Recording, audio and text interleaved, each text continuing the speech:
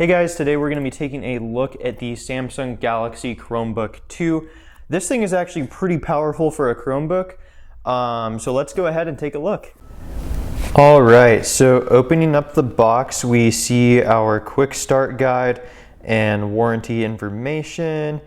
And if we dig a little bit deeper in this box and take out this little foam pad to the right, that's where you get your fast charging brick and a USB-C to C cable. I'm not sure the exact wattage of this, but I did plug it into an external battery and it does look pretty fast and fully charges the Chromebook really quickly from my experience. So I actually got this laptop in Fiesta Red. I don't know what it is with me buying red electronics lately, but it's just been kind of my thing lately. But pulling this thing out of the sleeve or whatever it's in here, it is really a good looking laptop, and you can see I got ink on my hands from that box, but I really like the way this looks.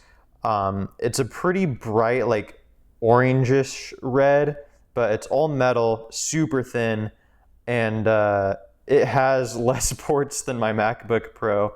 But you know, for what this thing is going to be used for, it's not a big deal at all. You got 8 gigs of RAM, an Intel Core i3, and 256 gigs of storage, which is plenty for this. It has 13 hours of battery life lasting all day, which I found to be a pretty accurate description in my case.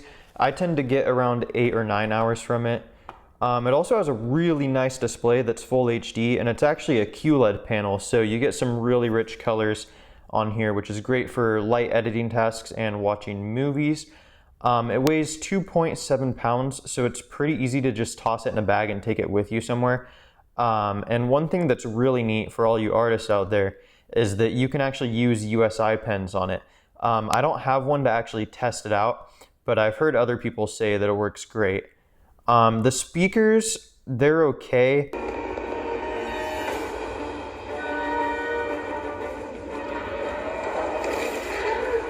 They don't sound bad at all, but they are on the quieter side for sure, but using headphones fixes this issue. It does have a backlit keyboard as well, but you won't notice it unless you're in the dark because it's not super bright. But I don't really sit in the dark anyway when I'm on my computer, so it's not a big issue for me. But those are really the only things I can complain about with this Chromebook. The 2-in-1 design is great for watching movies. You can just set it up and start viewing and use it as a touchscreen or a tablet. I'm using it to view sectional charts when planning drone flights. Stay tuned for that video, by the way. That's a work in progress right now. All in all though, for a high build quality Chromebook that is quick and snappy, this is probably one of the best and most solid options out there for you. I definitely recommend it. I've been using this for about a week now, and I just love it for what I use it for. All right, so that's about it. So what do you guys think about this Chromebook from Samsung? Let me know in the comment section below, and consider watching some of my other videos.